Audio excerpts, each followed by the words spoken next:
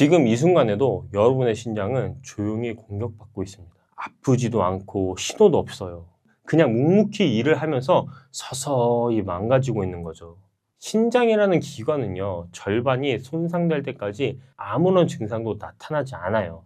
그냥 아무렇지 않은 거예요. 그래서 더 무서운 겁니다. 오늘은 그 공격의 주범이 되는 음식들을 10위부터 시작해서 1위까지 차례대로 낱낱이 알려드리려고 합니다. 그런데 여기서 정말 중요한 게 있어요.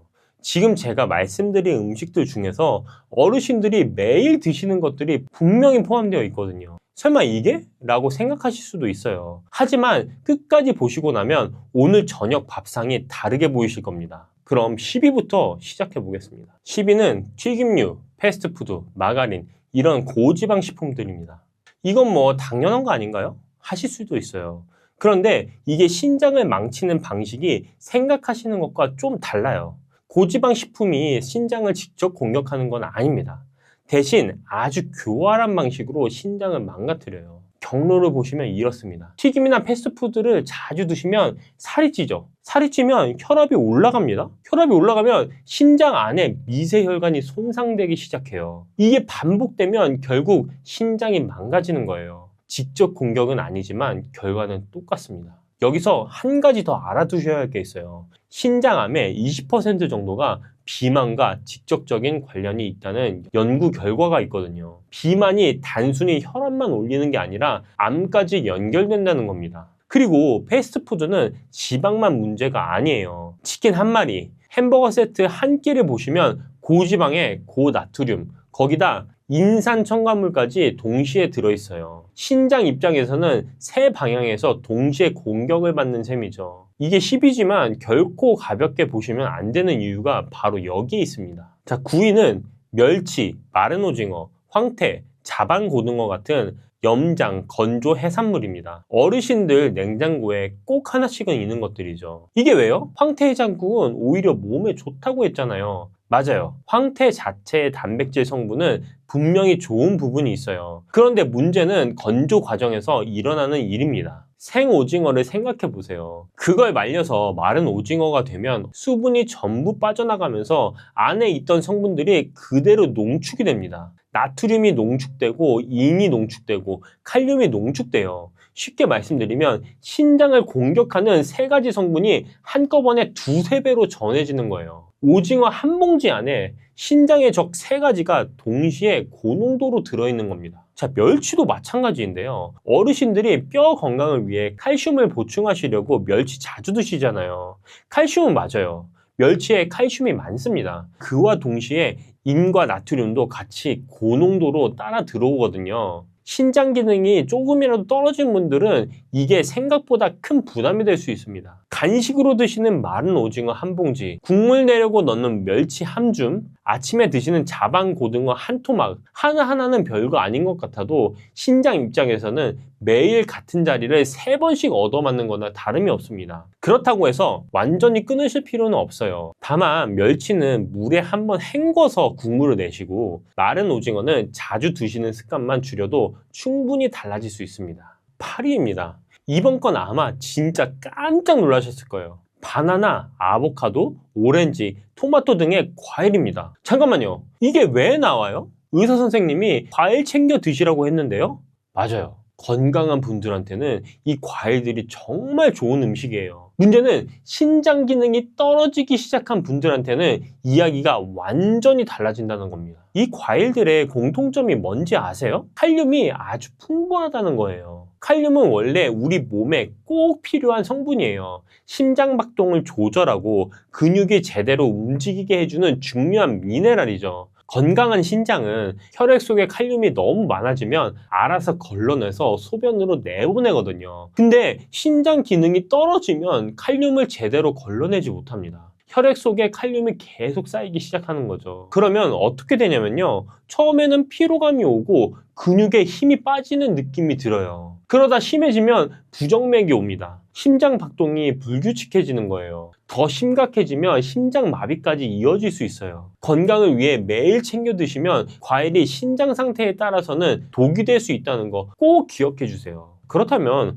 어떻게 하면 될까요? 과일을 아예 끊으실 필요는 없습니다. 칼륨 함량이 상대적으로 낮은 사과나 배로 바꿔보세요. 바나나 1개 대신 사과 반 개, 이것만으로도 신장에 가는 부담이 확 줄어듭니다. 토마토나 감자처럼 칼륨이 많은 채소는 끓는 물에 한번 데쳐서 드시면 칼륨이 물에 빠져나가서 훨씬 안전하게 드실 수 있습니다. 치리도 파리 못지않게 놀라실 겁니다. 치즈, 우유, 견과류입니다. 아니, 이거 진짜 왜요? 골다공증 예방하려고 매일 챙겨 먹는 건데요? 그렇죠. 어르신들이 뼈 건강을 위해 가장 열심히 챙기시는 음식들이에요. 그런데 신장 기능이 떨어진 분들한테는 이게 오히려 역효과가 날 수 있어요. 이 음식들의 공통점은 영어로 포스포러스라는 성분이 풍부하다는 거예요. 이는 원래 뼈를 튼튼하게 만드는데 꼭 필요한 미네랄이에요.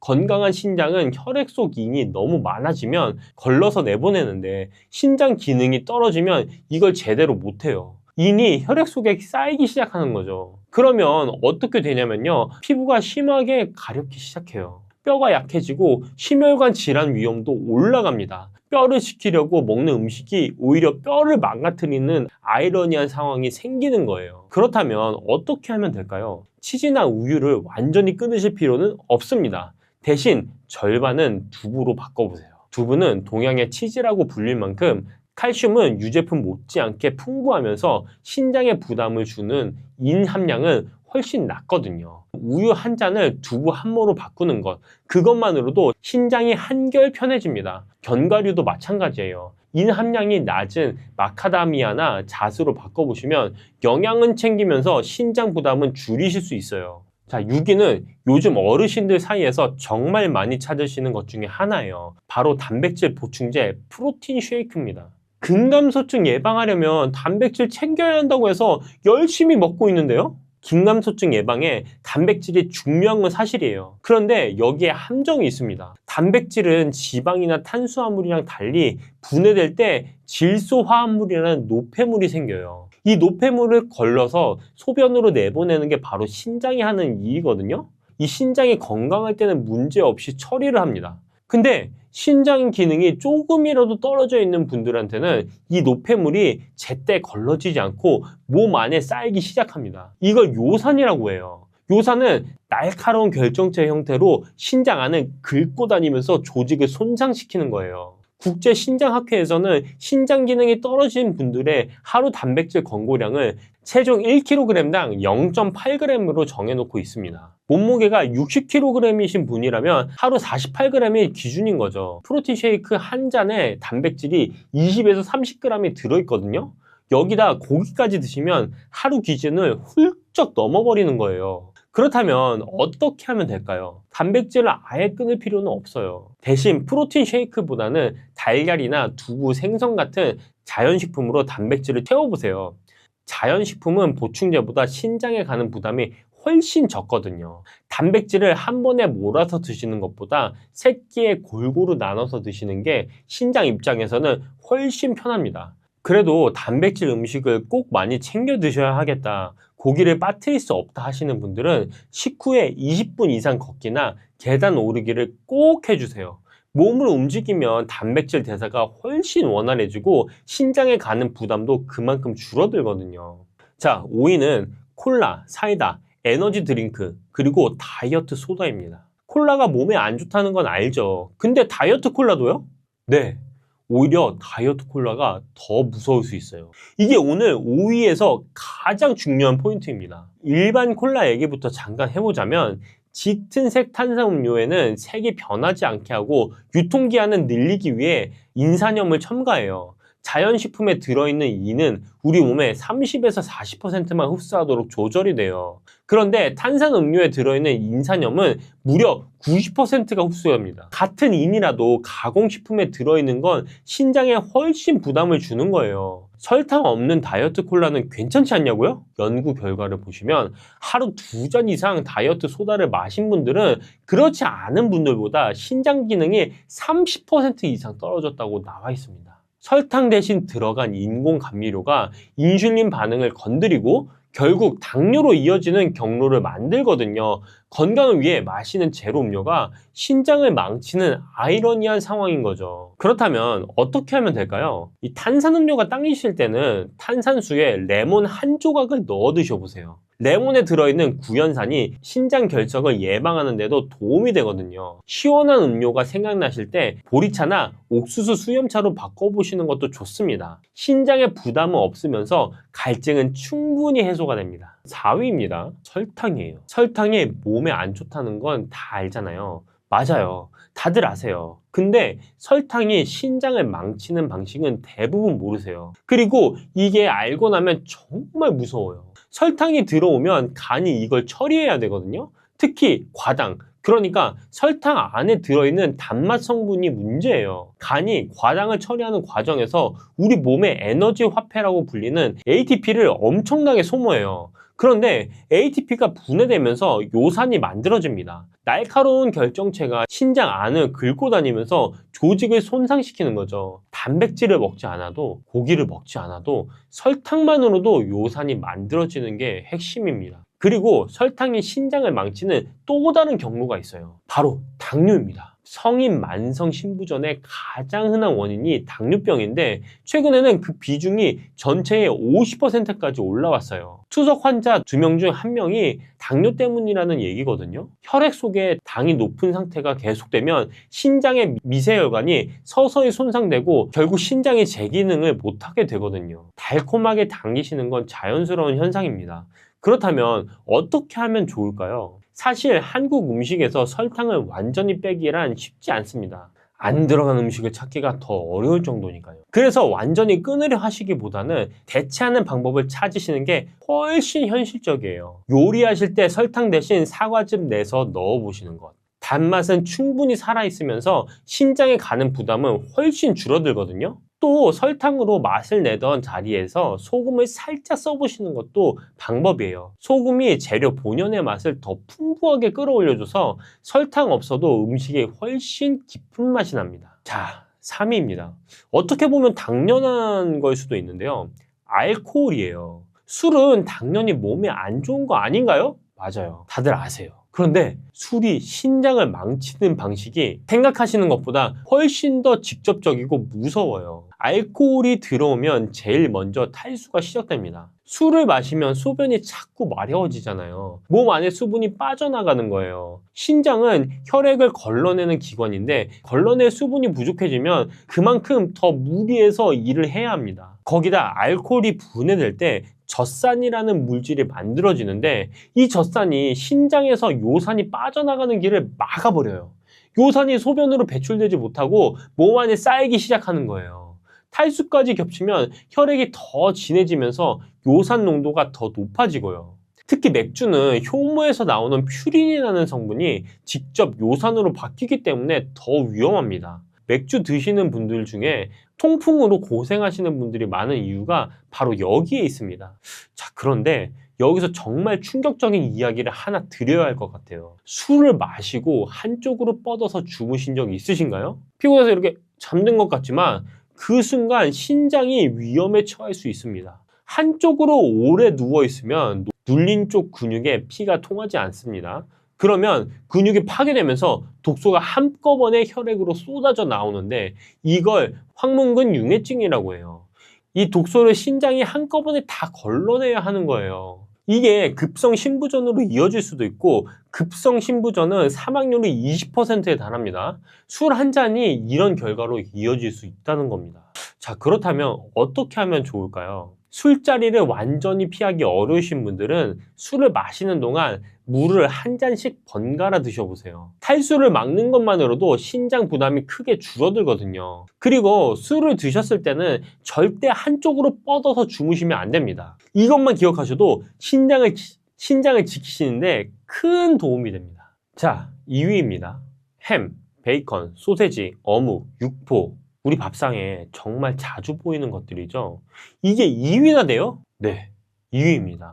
이유를 들으시면 고개가 끄덕여지실 거예요. 가공육이 무서운 이유는 딱 3가지가 한꺼번에 들어왔기 때문이에요. 나트륨, 인산염 첨가물, 그리고 질산염이에요. 하나씩 설명해 드리겠습니다. 먼저 나트륨인데요. 스팸 한 캔에 나트륨이 무려 4000mg이 넘게 들어있어요. 하루 권고량이 2000mg인데요. 스팸 한 캔만으로 그 2배를 넘겨버리는 거예요. 그 다음은 인산염 첨가물인데요. 가공육에는 맛과 식감을 살리고 유통기한을 늘리기 위해 인산염을 인위적으로 넣거든요. 이 인공 인산염은 자연식품에 들어있는 인보다 흡수율이 2배 이상 높아져요. 90%라고 말씀드렸죠. 신장에 가는 부담이 그만큼 크다는 겁니다. 마지막으로 질산염이에요. 가공육의 색을 이쁘게 유지하기 위해 넣는 건데 이게 신장 조직에 염증을 일으키고 흉터를 만듭니다. 스팸, 어묵, 소세지, 반찬으로 술안주로, 간식으로 자주 드시잖아요. 한 번에 조금씩이라도 매일 드시면 신장 입장에서는 세 방향에서 매일 공격받는 거나 다름이 없습니다. 그렇다면 어떻게 하면 될까요? 가공육 대신 두부조림이나 생선구이로 바꿔보시는 것도 좋습니다. 단백질은 충분히 채우면서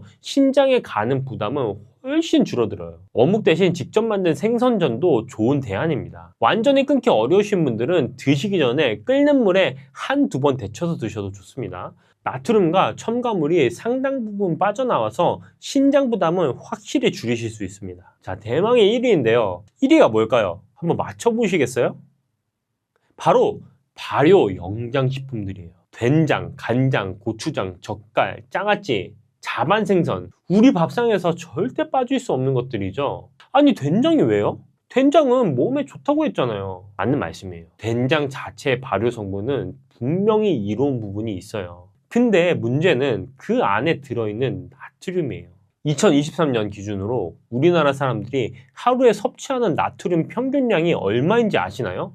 3136mg입니다. 세계보건기구 WHO에서 하루 권고량으로 정해놓은 게 2000mg인데 그것의 무려 1.6배를 매일 먹고 있는 거예요. 그럼 이 나트륨이 신장을 어떻게 망치는지 설명해 드리겠습니다. 나트륨이 과도하게 들어오면 우리 몸은 갈증을 느끼고 물을 더 마시게 돼요. 체내에 소금과 물이 동시에 늘어나는 거죠. 자연스럽게 혈압이 올라가고요. 그리고 높아진 혈압이 신장 안에 있는 아주 가느다란 미세혈관에 직접적으로 압력을 가합니다. 이게 수십 년 반복되면 신장이 서서히 굳어가고 기능을 잃어가는 거예요. 더 무서운 건 이게 얼마나 빠르게 쌓이느냐예요. 젓갈 1스푼, 된장찌개 1그릇이면 하루 나트륨 권고량의 절반이 넘어버려요. 거기다 김치에, 국에, 반찬에 한 끼만 드셔도 이미 하루 기준량을 훌쩍 넘는 경우가 대부분입니다. 그렇다면 어떻게 하면 될까요? 된장찌개를 아예 끊으실 필요는 없습니다. 국물을 절반만 남기시는 것부터 시작해 보세요. 간장이나 소금으로 간을 하실 때는 넣기 전에 먼저 한번 맛을 보시는 습관만 들이셔도 나트륨 섭취량이 눈에 띄게 줄어들거든요. 그리고 국이나 찌개를 끓이실 때 다시마 멸치 육수 대신에 무나 양파 육수를 써보세요. 나트륨 없이도 깊은 맛은 충분히 나면서 신장 부담은 확 줄어듭니다. 자, 오늘 10위부터 1위까지 신장을 망치는 음식들 쭉 살펴봤는데 어떠신가요? 설마 이게? 라고 생각하셨던 음식들이 몇 가지 있으시죠? 제가 여기서 퀴즈 하나 드리겠습니다. 신장을 망치는 음식 7위는 뭐였을까요? 상단에 있는 퀴즈를 한번 맞춰보세요. 오늘 제가 드리고 싶은 말씀은 이거예요. 이 음식들을 당장 다 끊으세요. 이게 아닙니다. 현실적으로 불가능하기도 하고 먹는 즐거움을 다 포기하면서까지 살 필요는 없잖아요. 10위부터 1위까지 제가 순위마다 드린 작은 팁 하나씩만 실천해보세요. 작은 것 하나가 10년 뒤에 내 신장을 지켜줍니다. 신장을 한번 망가지면 되돌리기가 정말 어려운 기간이죠. 그리고 아프지 않다고 괜찮다고 방심하시면 안 됩니다. 오늘 영상 처음에 말씀드렸잖아요. 신장은 절반이 망가질 때까지 아무 신호도 보내지 않는다고요. 지금 이 순간이 챙기실 수 있는 가장 좋은 때입니다. 여러분, 혹시 요즘 부쩍 피로가 풀리지 않거나 아침에 일어나도 몸이 무겁고 찌뿌둥한 느낌 드시진 않으세요? 나이가 들면 예전 같지 않다는 말 자주 하시잖아요. 젊을 때는 하루만 푹 자면 금방 회복됐는데요. 요즘은 며칠을 쉬어도 개운하지가 않고 눈도 침침하고 기억력도 예전만 못한 것 같고요. 그런데 말이죠. 우리가 평소에 즐겨 먹는 음식 중에 이런 증상들은 한꺼번에 잡아주는 식재료가 있습니다. 바로 오징어예요. 오징어가 뭐 그렇게 대단하다고 하실 수도 있어요. 술안주로나 먹는 거 아니냐. 콜레스테롤 높아서 안 좋다던데 이렇게 생각하시는 분들 많으시죠? 그런데 오징어에는 바다의 인삼이라는 별명이 붙어 있다는 거 알고 계셨나요? 해삼만 생각하시지 마시고 오징어도 바다의 인삼이라는 말이 들어 있습니다. 괜히 붙은 이름이 아닙니다. 오늘은 제가 오징어에 숨겨진 건강 비밀을 낱낱이 파헤쳐 드릴게요. 오늘 이야기에서는 오징어가 왜 바다의 인삼으로 불리는지, 어떤 성분이 우리 몸에 어떻게 좋은지 하나하나 짚어드릴 거예요. 특히 피로회복, 간 건강, 눈 건강, 혈관 건강까지 어르신들이 가장 신경 쓰시는 부분에 오징어가 얼마나 도움이 되는지 알려드리고요. 오징어와 함께 먹으면 보약이 되는 음식들, 반대로 절대 같이 드시면 안 되는 음식도 있습니다. 이 부분 모르시고 드시면 오히려 탈이 날 수 있어요. 꼭 알아두셔야 합니다. 마지막으로 맛있고 건강하게 오징어 드시는 조리법까지 오늘 한 번에 정리해 드릴게요. 나이가 들면 여기저기 불편한 곳이 하나둘씩 생기게 마련이에요. 아침에 눈 뜨면 개운하기는커녕 온몸이 무겁고 조금만 움직여도 금방 지치고요. 눈은 침침해서 신문 글씨가 잘 안 보이고 가끔 깜빡깜빡 잊어버리는 것도 많아지셨을 거예요. 그냥 나이 들면 다 그런 거지 뭐 하고 넘기기가 쉬운데요. 사실 이런 증상들이 계속 쌓이면 더 큰 문제로 이어질 수 있습니다. 만성 피로가 계속되면 면역력이 떨어지고 눈이 계속 나빠지면 일상생활이 불편해지고 기억력 감퇴가 심해지면 치매 위험까지 높아질 수 있거든요. 그래서 평소 식습관으로 미리미리 관리하는 게 정말 중요합니다. 왜 이런 증상들이 생기는 걸까요? 나이가 들면 우리 몸에서 여러 가지 변화가 일어납니다. 우선 간 기능이 예전만 못해져요. 간은 우리 몸의 해독 공장인데 이 기능이 떨어지면 피로 물질이 잘 안 빠지고 쌓이게 됩니다. 그러니까 자도 피곤한 거예요. 눈도 마찬가지입니다. 나이가 들면 망막 세포가 약해지고 눈을 보호하는 항산화 물질도 줄어들어요. 그래서 눈이 쉽게 피로해지고 침침해지는 거죠. 뇌도 빼놓을 수 없어요. 뇌세포막을 구성하는 좋은 지방이 부족해지면 기억력과 인지 기능이 떨어집니다. 특히 DHA라는 성분이 부족하면 치매 위험도 높아진다고 해요. 여기에 운동 부족, 불규칙한 식습관, 스트레스까지 더해지면 문제가 더 커지고요. 그런데 이런 문제들을 한꺼번에 도와줄 수 있는 성분이 있습니다. 바로 타우린과 DHA예요. 그리고 이 두 가지가 아주 풍부하게 들어있는 식품이 바로 오징어입니다. 자, 이제 본격적으로 오징어가 왜 바다의 인삼인지 알려드릴게요. 첫 번째, 간 건강과 피로 회복에 탁월합니다. 오징어에는 타우린이라는 성분이 아주 풍부해요. 100g당 300에서 400mg이나 들어있는데 이게 같은 양의 소고기보다 무려 10배 이상 많은 양입니다. 대한간학회지에 발표된 연구에 따르면 타우린은 간세포를 보호하고 독소를 중화시키는 역할을 합니다. 술 드신 다음날 해장국에 오징어 넣어 드시면 속이 풀리는 게 다 이유가 있는 거예요. 타우린은 또 근육에 쌓인 피로 물질인 젖산을 분해해서 피로 회복을 도와줍니다. 요즘 에너지 음료에 타우린이 꼭 들어가는 이유가 바로 이것 때문이에요. 두 번째, 눈 건강을 지켜줍니다. 타우린은 우리 눈의 망막에도 아주 많이 존재하는 성분이에요. 빛에 의한 산화 스트레스로부터 망막을 보호해 주거든요. 일본 안과학회지 연구에서는 타우린이 당뇨병성 망막증 진행을 늦추는데 효과가 있다고 보고했습니다. 눈이 침침하고 쉽게 피로해지시는 분들께 오징어가 특히 좋은 이유가 여기 있어요. 세 번째, 두뇌 건강과 기억력에 도움이 됩니다. 오징어에는 DHA라는 오메가3 지방산이 100g당 약 140mg이 들어있어요. DHA는 뇌세포막의 주요 구성 성분으로 기억력과 인지기능 유지에 꼭 필요한 영양소입니다.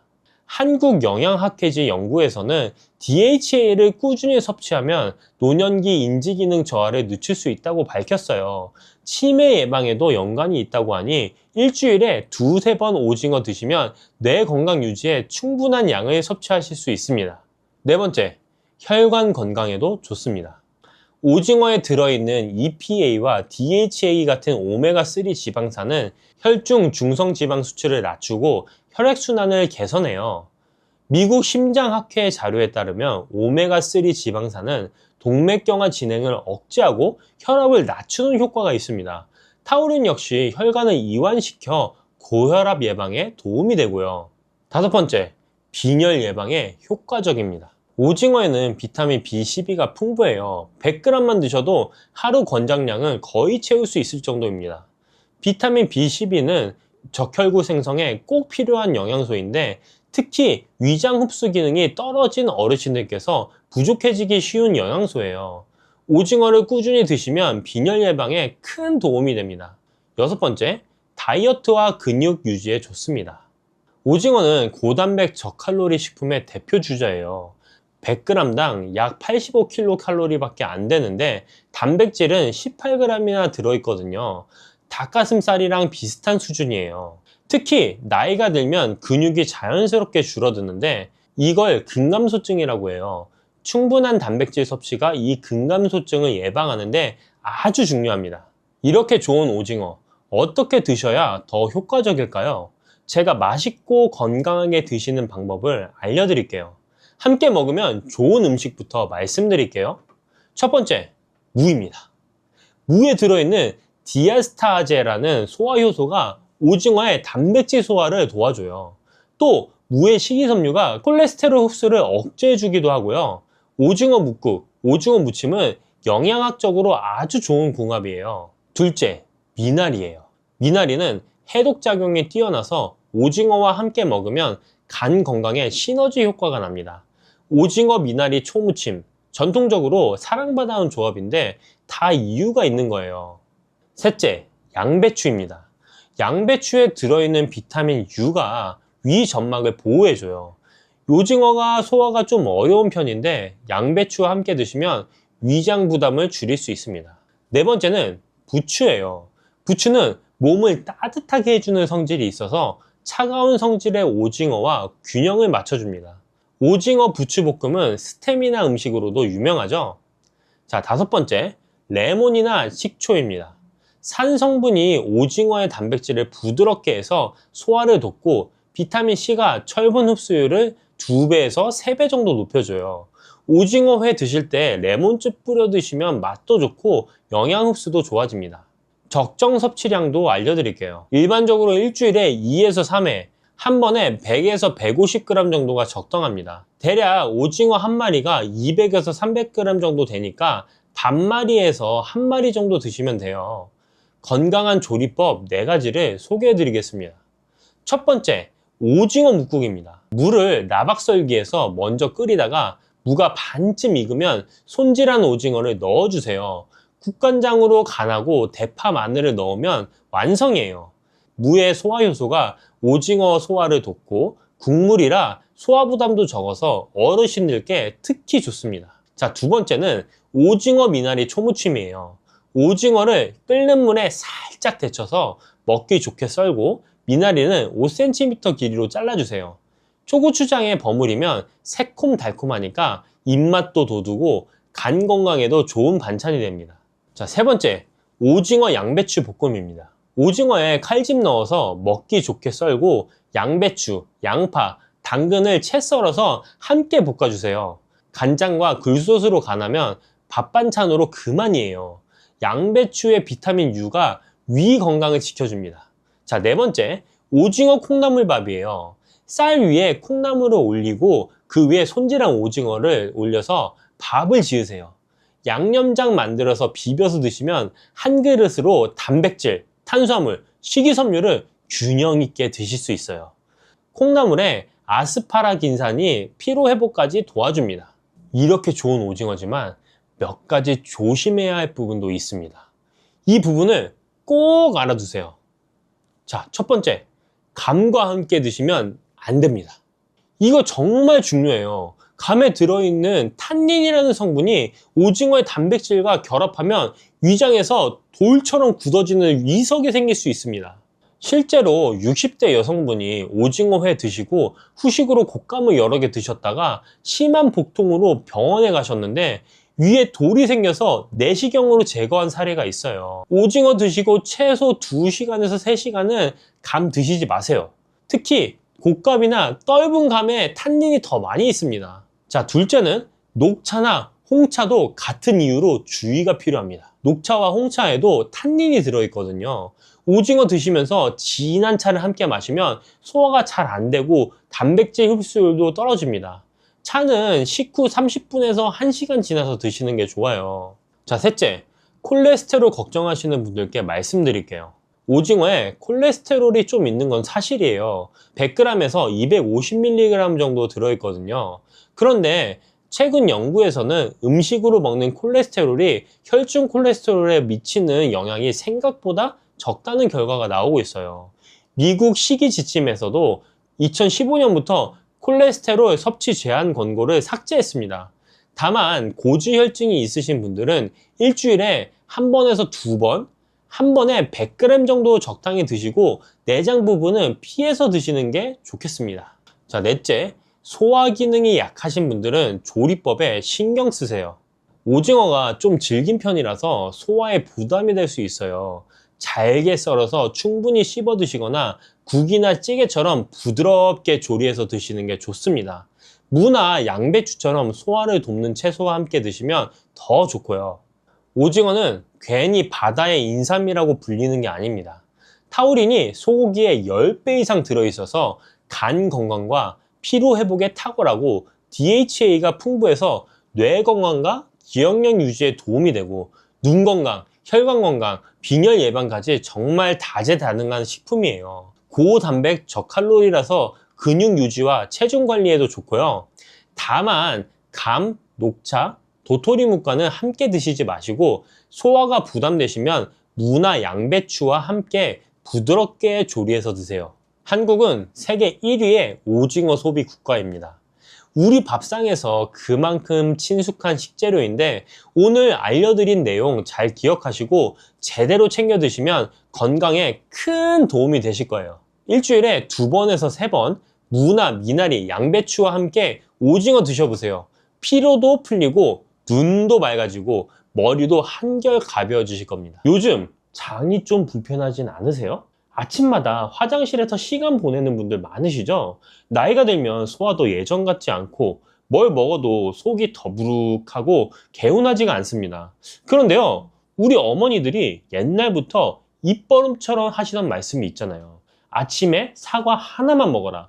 저도 어렸을 때는 그냥 잔소리인 줄 알았어요. 그런데 이게 정말 과학적으로 증명된 이야기라는 걸 나이 들어서야 알게 됐습니다. 서양에는 이런 속담이 있습니다. 하루에 사과 1개면 의사 얼굴이 파래진다.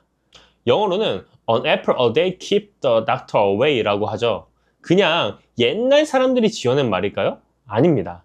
미국 플로리다 주립대학교 연구팀의 결과에 따르면 매일 사과를 꾸준히 섭취한 여성은 그렇지 않은 여성보다 심장마비나 뇌졸중 위험이 무려 37%나 낮았다고 합니다. 그러니까 의사가 정말로 싫어할 만한 과일인 거죠.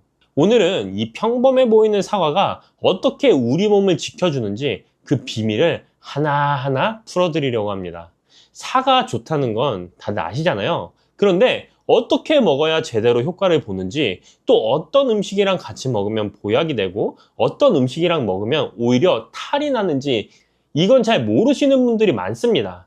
오늘 저와 함께 알아볼 내용은요, 사과가 우리 몸에 주는 놀라운 효능들, 특히 시니어분들께 꼭 필요한 효능부터 시작해서 사과랑 같이 먹으면 효과가 배가 되는 황금 조합도 알려드릴 겁니다. 그리고 여기서 중요한 건데요, 무심코 같이 드셨다가 오히려 속을 망칠 수도 있는 조합도 있어요.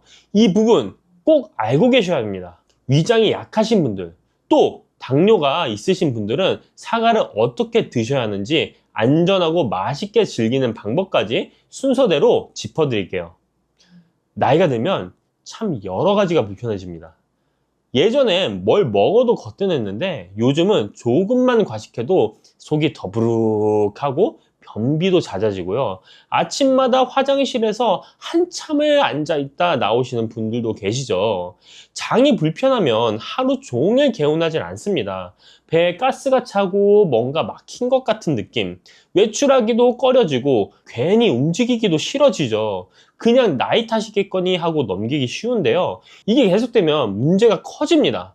변비가 만성이 되면 장 건강만 나빠지는 게 아니에요. 온몸에 독소가 쌓이고 피부도 푸석해지고 면역력도 떨어집니다. 심하면 대장 질환으로 이어질 수도 있고요. 혈압이나 혈관 건강도 마찬가지입니다. 나트륨을 많이 섭취하는 우리나라 식단 특성상 혈압 관리가 쉽지 않으시잖아요. 짜게 먹는 습관이 쌓이고 쌓여서 결국 고혈압, 심장질환으로 발전하는 경우가 많습니다. 그렇다면 왜 이런 문제들이 생기는 걸까요? 우리 몸은 나이가 들면서 자연스럽게 기능이 떨어집니다. 장 운동도 느려지고 소화 효소 분비도 줄어들어요. 젊을 때처럼 뭘 먹어도 쭉쭉 내려가던 그 시절이 아닌 거죠. 여기에 운동 부족까지 더해지면 문제가 커집니다. 움직임이 적으니까 장도 게을러지고 변이 장에 오래 머물면서 수분이 빠져나가서 더 딱딱해집니다. 악순환이 되는 거예요. 혈압 문제도 비슷합니다. 우리가 먹는 음식에는 나트륨이 정말 많이 들어있어요. 국, 찌개, 김치, 젓갈, 맛있는 건 다 짜죠. 이 나트륨이 체내에 쌓이면 혈압이 올라가고 혈관에 부담을 주게 됩니다. 문제는 나이가 들수록 이 나트륨을 배출하는 능력도 떨어진다는 거예요. 이렇게 노화와 생활습관, 식습관이 복합적으로 작용하면서 우리 몸 여기저기에 문제가 생기는 겁니다. 그런데요, 이런 문제들을 한 번에 도와줄 수 있는 과일이 있습니다. 바로 사과예요. 사과에는 펙틴이라는 식이섬유와 칼륨, 그리고 폴리페놀 같은 항산화 물질이 풍부하거든요. 사과가 왜 몸에 좋은지 하나씩 자세히 말씀드릴게요. 첫 번째는 장 건강입니다. 사과에는 펙틴이라는 수용성 식이섬유가 풍부해요. 이 펙틴은 장을 약산성으로 유지해주면서 나쁜 균의 증식을 막아줍니다. 장내 유익균은 늘리고 유해균은 억제하는 거죠. 변비로 고생하시는 분들께 사과가 좋은 이유가 바로 여기 있습니다. 장 운동을 규칙적으로 만들어주고 변을 부드럽게 해서 배변을 수월하게 도와줘요. 그런데 여기서 중요한 게 있어요. 이 펙틴은 사과 껍질 바로 아래 가장 많이 들어 있습니다. 그래서 사과는 깨끗이 씻어서 껍질째 드시는 게 좋아요. 두 번째, 혈압 관리입니다. 사과에 들어있는 칼륨 성분이 체내 나트륨 배출을 도와줍니다. 우리가 짜게 먹은 음식들, 그 염분을 몸 밖으로 빼주는 거예요. 한국식품영양과학회의 연구에 따르면 사과에 함유된 칼륨은 다른 과일에 비해 상당히 높은 수준이라고 합니다. 혈압이 걱정되시는 분들께 사과가 좋은 이유죠. 세 번째, 심혈관 건강입니다. 앞서 말씀드린 플로리다 주립대학교 연구팀의 결과 기억나시죠? 매일 말린 사과 약 75g, 사과 3개 정도 분량을 꾸준히 드신 여성들이 심장마비나 뇌졸중 위험을 37%나 낮춰뒀다는 그 연구요. 사과 속 폴리페놀과 펙틴이 나쁜 콜레스테롤을 낮추고 혈관을 깨끗하게 유지해주기 때문입니다. 네 번째는 당뇨 예방입니다. 사과가 달아서 당뇨에 안 좋을 것 같다고 생각하잖아요. 그렇지 않습니다. 여러 연구에 따르면 사과에 들어있는 폴리페놀 덕분에 제2형 당뇨병 위험이 18%나 감소했다고 해요. 일주일에 한 번만 사과를 드셔도 위험이 3% 줄어든다는 연구 결과도 있습니다. 사과는 달콤하지만 칼로리가 낮아요. 100g당 56칼로리밖에 안 됩니다. 당뇨 환자분들께도 부담이 적은 과일인 거죠. 다섯 번째, 암 예방 효과입니다. 사과의 붉은 껍질에는 안토시아닌이라는 항산화 물질이 들어있어요.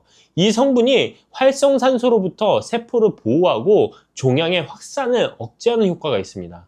특히 대장암 예방에 좋다고 알려져 있는데요. 사과의 펙틴이 대장암을 예방하는 유익한 지방산을 증가시키기 때문입니다. 여섯 번째로 폐 건강입니다. 담배 피우시는 분들, 또 미세먼지 많은 요즘 공기가 걱정되시는 분들께 좋은 소식이에요. 영국의 킹스 대학과 사우스햄튼 대학교 연구 자료에 따르면 일주일에 사과를 2개 정도 드신 분들이 천식 발생 위험을 22에서 23%나 낮출 수 있다고 합니다. 사과에 들어있는 케르세틴 성분이 폐 기능을 강화시켜주기 때문이에요. 7번째, 치매 예방입니다. 사과를 씹어 먹으면 안면 근육 운동이 많아지면서 뇌로 가는 혈류량이 증가해요. 게다가 사과 속 케르세틴이 산화 스트레스로부터 뇌를 보호해줍니다. 서양에서 사과를 자연의 칫솔이라고 부르는 것도 이런 이유 때문이에요. 잘 씹어 먹으면 타액 분비도 늘어나고 구강 건강에도 좋고 뇌 건강에도 좋은 거죠. 이렇게 좋은 효과를 제대로 보려면 사과를 어떻게 드시느냐가 중요합니다. 먼저 드시는 시간이 중요해요. 장 운동이 가장 활발한 아침 식전에 사과를 드시면 효과가 좋습니다. 빈속에 사과 반쪽 정도 드시면 하루 장 활동이 훨씬 편안해지실 거예요. 적정량은 하루에 사과 한두 개, 약 200에서 400g 정도입니다. 많이 드신다고 무조건 좋은 게 아니에요. 적당히가 중요합니다.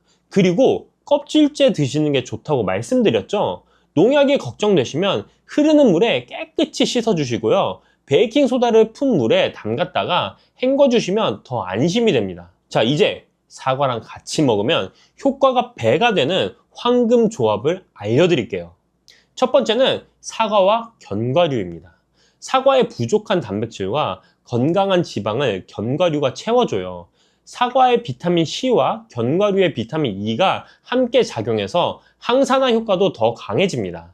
간식으로 사과 깍둑썰기해서 호두나 아몬드랑 같이 드셔보세요. 두 번째, 사과와 꿀입니다. 사과를 쪄서 꿀을 뿌려 드시면 위장도 편해지고 장내 유익균도 늘어납니다. 몸속에 쌓인 독소를 제거하는 데도 도움이 돼요. 특히 위장이 약하신 분들께 추천드립니다. 세 번째, 사과와 요거트입니다. 사과의 식이섬유와 요거트의 프로바이오틱스가 만나면 장 건강에 시너지 효과가 납니다. 아침에 플레인 요거트에 사과 갈아 넣어서 드시면 소화도 잘 되고 든든해요. 네 번째, 의외의 조합인데요. 사과와 돼지고기입니다. 돼지고기? 돼지고기 드실 때 사과를 곁들이시면 정말 좋습니다. 돼지고기는 새우젓이나 소금과 함께 드시거나 염분 섭취가 많아지기 쉬운데 사과의 칼륨이 이 염분 배출을 도와줍니다. 돼지고기의 찬 성질을 사과의 따뜻한 성질이 보완해주기도 하고요. 다섯 번째, 사과와 당근입니다. 사과 당근 주스 많이 드시죠? 사과의 달콤 새콤한 맛이 당근 특유의 향을 잡아주고 비타민 A, C, 칼륨, 식이섬유를 한 번에 섭취할 수 있어서 디톡스 효과가 탁월합니다. 여섯 번째, 사과와 녹차입니다. 녹차에 카테킨이 지방 연소를 덮고 사과의 비타민C가 녹차의 항산화 효과를 강화해줘요. 다이어트 하시는 분들께 좋은 조합입니다. 위장이 약하신 분들을 위한 조리법도 알려드릴게요. 사과를 삶거나 쪄서 드시면 소화 부담이 훨씬 줄어듭니다. 찐 사과는 옛날부터 있어 왔던 건강식이에요. 열을 가하면 팩틴이 부드러워지면서 소화가 더 잘 됩니다. 사과 스프도 좋아요. 사과와 양파를 볶아서 갈고 우유와 치즈를 넣어 끓이면 부드럽고 고소한 스프가 됩니다. 속이 편안하면서도 영양가가 높아요. 치아가 불편하신 분들은 사과를 갈아서 주스로 드시거나 사과 콩포트처럼 설탕과 레몬즙을 넣고 졸여서 부드럽게 드시는 방법도 있습니다. 방법을 아는 것도 중요하지만 조심해야 될 부분도 함께 알아두셔야 됩니다. 사과가 아무리 좋아도 피해야 할 조합들이 있어요. 이 부분이 정말 중요합니다. 첫 번째, 사과와 우유입니다. 사과의 산 성분이 우유 속 단백질과 반응하면 위장에서 고형화되면서 소화가 잘 안 될 수 있어요. 속이 예민하신 분들은 특히 주의하셔야 합니다. 다만 요거트나 일부 치즈는 발효 과정을 거쳤기 때문에 괜찮아요. 앞서 요거트와의 조합을 추천드린 이유도 이겁니다. 두 번째, 사과와 튀김류입니다. 기름기 많은 튀김과 사과를 같이 드시면 소화가 급격히 떨어지고 복부 팽만감이 올 수 있어요. 튀김 드실 때는 사과를 피해주세요. 세 번째, 사과와 해산물입니다. 산성인 사과와 해산물을 함께 드시면 소화가 잘 안 되는 경우가 있어요.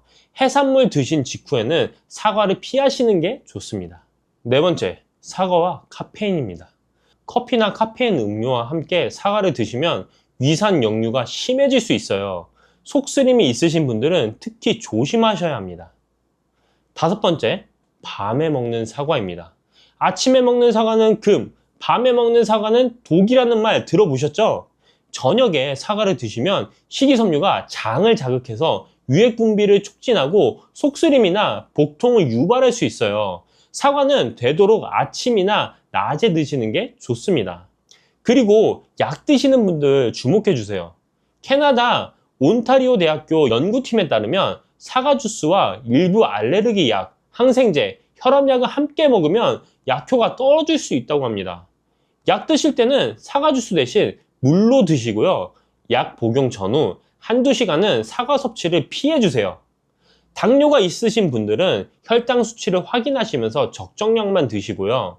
신장 질환이 있으신 분들은 칼륨 섭취량을 조절해 가야 하니까 전문의와 상담 후 드시는 게 좋습니다. 마지막으로 사과씨는 절대 드시면 안 됩니다. 사과씨에는 시안화물이라는 독성 물질이 들어있어요. 한두 개 실수로 삼키는 건 괜찮지만 의도적으로 많이 드시면 위험합니다. 사과 드실 때 씨는 꼭 제거해 주세요. 자, 오늘 사과에 대해서 많은 이야기를 나눴습니다. 정리해 드릴게요. 사과는 정말 의사가 싫어할 만한 과일입니다.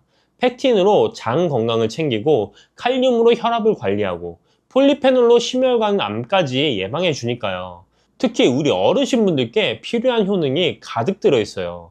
드실 때는 아침 식전에 껍질째 깨끗이 씻어 드시고요. 하루에 한두 개 정도가 적당합니다. 견과류, 꿀, 요거트랑 같이 드시면 효과가 배가 되고요. 돼지고기 드실 때 곁들이시면 염분 배출에 도움이 됩니다.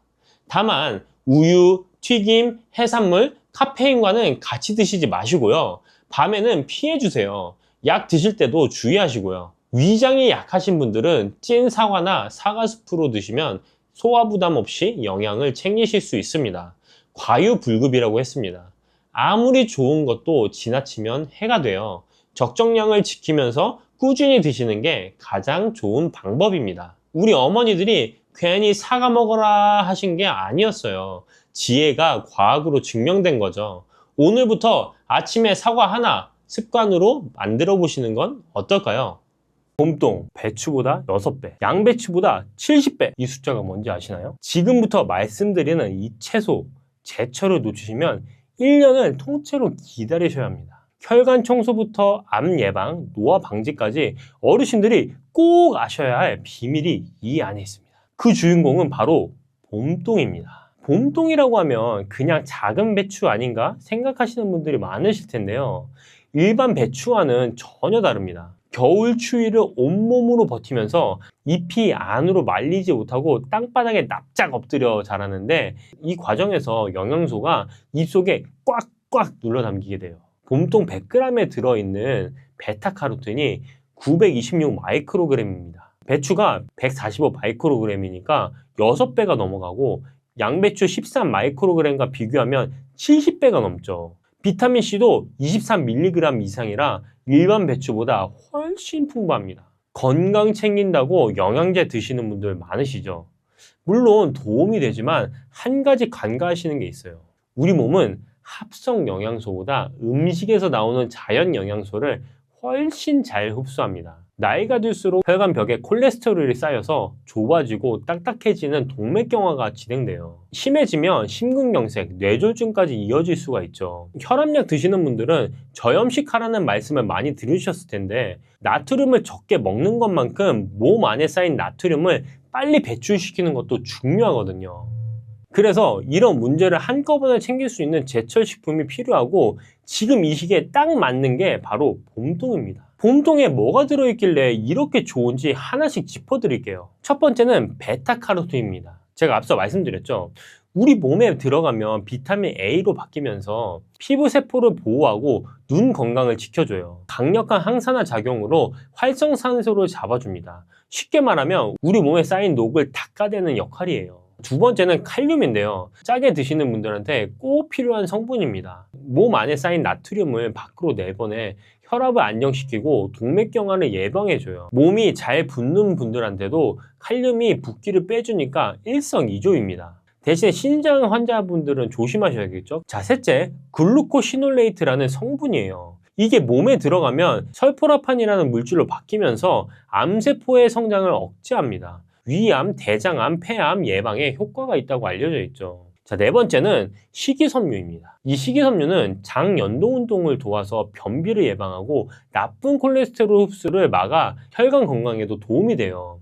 포만감이 오래가서 체중 관리에도 좋고요. 봄동 100g당 칼로리가 20에서 25kcal밖에 안 되니까 같은 양의 쌀밥 150kcal와 비교하면 정말 가벼운 식품이죠. 여기에 비타민C, 철분, 엽산까지 풍부하니까 빈혈 예방과 면역력 강화는 덤입니다. 그래서 봄동을 꾸준히 드시면 뭐가 달라지냐, 이게 제일 궁금하시죠? 먼저 소화가 편해집니다.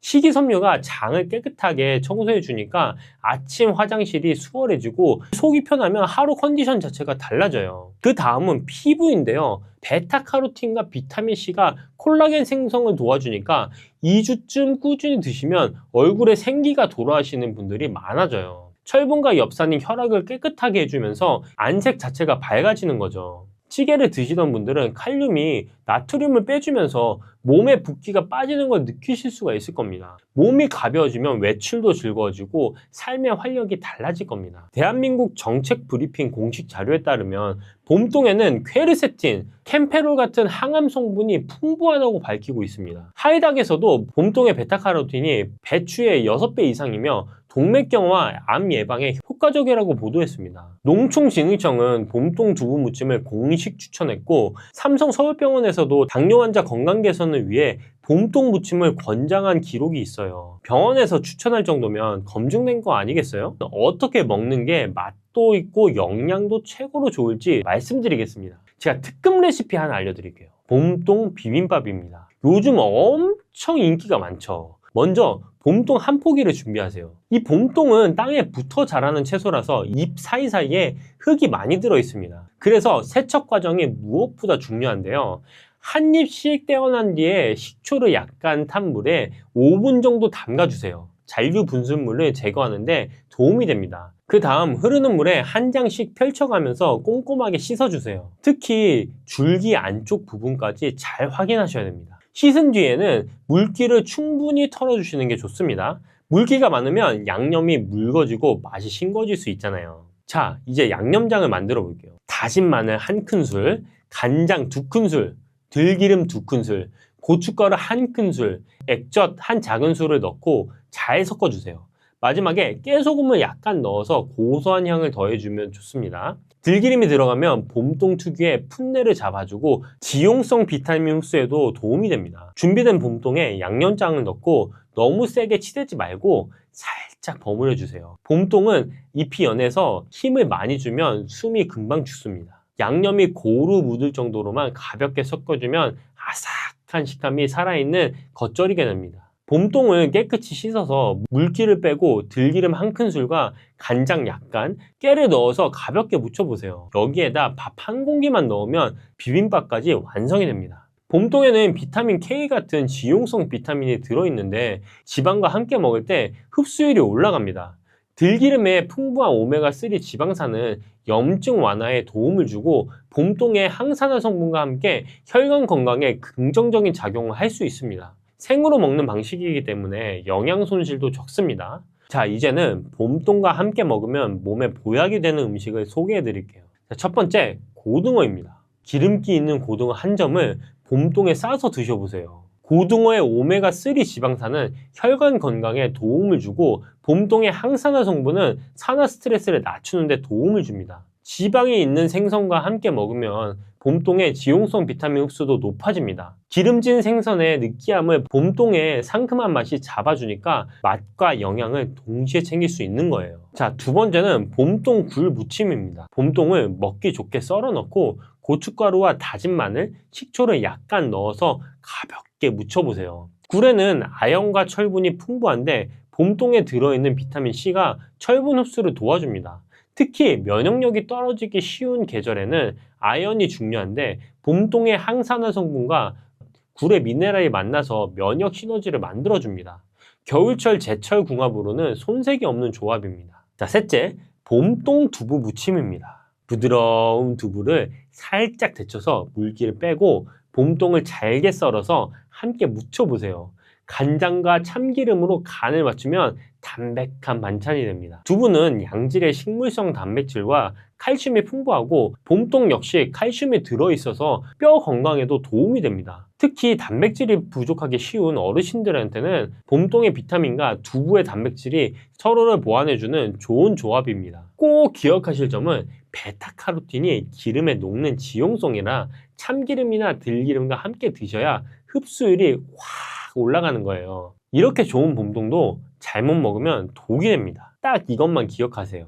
첫 번째는 갑상선 질환이 있으신 분들은 봄동에 들어있는 고이트로겐 성분이 호르몬 생성을 방해할 수 있는데요. 이건 열에 약한 성분이라 끓는 물에 3분에서 5분만 데치시면 대부분 빠져나갑니다. 생으로 드시지 마시고 꼭 익혀 드시면 좋은 영양소만 취할 수 있습니다. 자, 두 번째는 칼슘이 많은 음식과 조합은 조금 주의하셔야 됩니다. 예를 들면 멸치볶음이나 치즈, 우유 같은 칼슘이 풍부한 음식과 봄동을 함께 드시는 경우가 있죠. 문제는 봄동이 흑자화가 채소이기 때문에 소량의 옥살산을 포함하고 있다는 점입니다. 이 옥살산은 칼슘과 결합하면 몸에 잘 흡수되지 않는 형태로 바뀔 수가 있어요. 특히 뼈 건강을 위해 칼슘을 보충하려는 목적이라면 생봄동과 칼슘 식품을 대량으로 함께 드시는 건 효율이 떨어질 수 있습니다. 그래서 멸치나 우유, 치즈와 함께 드실 때는 봄동을 살짝 데쳐서 옥살산은 줄인 뒤에 드시는 게 좋습니다. 봄동의 제철은 2월에서 3월인데요. 전남 진도 봄동이 전국적으로 유행합니다. 이 시기를 놓치시면 1년을 기다리셔야 돼요. 오늘 장 보실 때 봄동 한 포기를